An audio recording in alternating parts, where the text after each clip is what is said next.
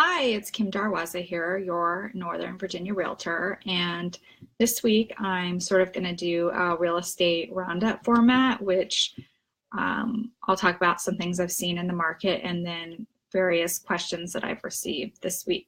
So first off, it's crazy out there with real estate showings. It's so little inventory, so many offers.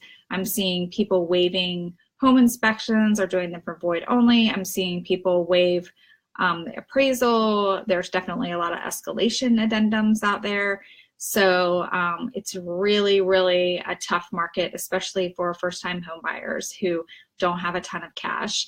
I did get lucky. I wound up showing property last Friday during the windstorm, and not a lot of other people were out with their clients who was actually submitted a contract on a property. It was like the fourth one I've done for this particular client, and we finally got one through. And I think it's honestly because people stayed home, and I think we just got really lucky. There were a lot of sheds that had been blown over, a lot of trees that had gone through fences, a lot of shingles on roofs that had come off and were on the deck and stuff. So it was kind of crazy out there. But luckily, I worked through it and had some success for one of my clients. So this week, I wrote a contract at a 55 plus active adult community, which I have to laugh because 55 seems so young to me. But they said a lot of their people actually still work and so on. They just don't, you can't have kids living in your house.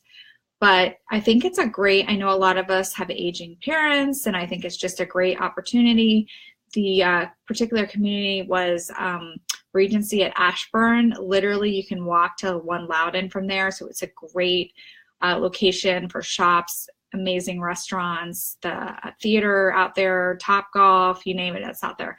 And these condos are gorgeous. I mean, the one I sold was over 1,500 square feet, 2-bedroom, 2-bathroom, end unit, lots of windows and lights. So if you have a family member that you think you need to get them out of like a vertical situation where they're dealing with a lot of steps, this is perfect. These are elevator buildings. They have balconies.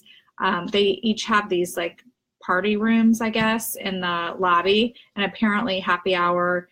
They have happy hours all the time, and then they go over to One Loudon and continue their happy hour. There's pool. You have access to that amazing Ashburn Village has that great athletic club that's part of your HOA, indoor, outdoor pools, indoor, outdoor tennis courts, amazing workout facility. So you get access to that. I haven't actually been in it, but I heard it's just like amazing, and it's just part of your HOA fee, so that's another reason. It's also a gated community, which is nice if you worry about that kind of thing, and everyone has their own garage. So even though you're in a condo situation, everyone has a garage, which is really nice, and a driveway.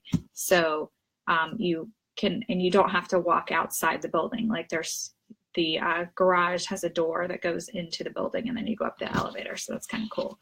So if you have someone you think would be interested in that kind of living situation, originally my clients were like, active adult, we want to go to that. We just think of like older people, and it's not like that at all. It's a really fun community and place to live. So it's just something to think about, low maintenance. So give me a call. There's many more of those around here, and I'll be happy to point you in the right direction and help you out.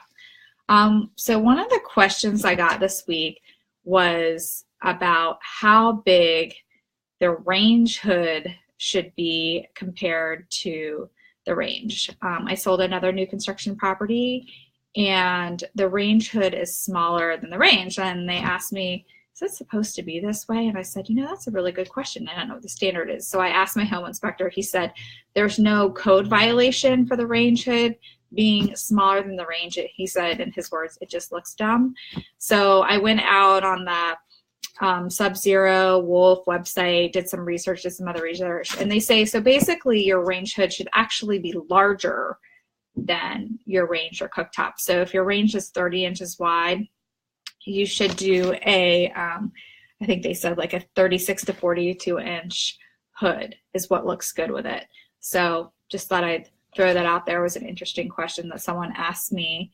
And then, let's see what else. Oh gosh, I had to deal with this whole garage door fiasco this week. This was another thing. Everyone thinks we just show houses and whatever, but there's just so much crazy stuff we have to deal with. So I guess a person had built an addition on their property and they lowered the ceiling in the garage because they had to add water pipes for the bathroom. So what that did was the garage door opener can't be as high. So the garage door was only opening like 80%. Which if you have like a sedan, like a Honda, or a small, like he has a Acura RDX, it doesn't matter. It's your car will fit in. But then when you get into bigger SUVs, like I think the person has an Audi one of the Audi SUVs, or even I have a Land Rover, so it would fit in there. So basically we have to go in, because no one's going to buy a house for $800,000 if they can't park their car in the garage. I mean, so we did a lot of research. There's some side garage door openers that you can mount to the side, and then you put like a thing on the torque bar. Now, unfortunately, we didn't have enough room on the side of the garage or enough room above the torque bar to install this kind of garage door opener, and you can get them for like, I think $350 to $450, and then you have to get it installed. So that would have been the easiest solution. But what we're going to have to do is we're going to have to raise the ceiling where we have to put the garage door opener. So we have to go in, cut through the drywall, have a contractor raise the ceiling, and then raise the part where the thing goes, where it pulls the door up. So it actually is like a huge thing. So just if you're doing a remodel, that's just something to think about for the future, because it can turn out to be a huge nightmare. And yeah, like my client had to fix it, and it's just... But we researched it. I researched it, and we figured out a solution because didn't want the contract to fall apart because of a garage door opener. So yeah, I learn all these really fascinating things that I never cared to learn about every day. And that's what keeps my job exciting and interesting. And yeah, it's not easy like I think a lot of people think. So anyways, that is my real estate roundup for this week. Feel free to give me a call if you have any questions, 703-856-2254, or you can PM me or send me an email or make a comment down below. And thanks for watching.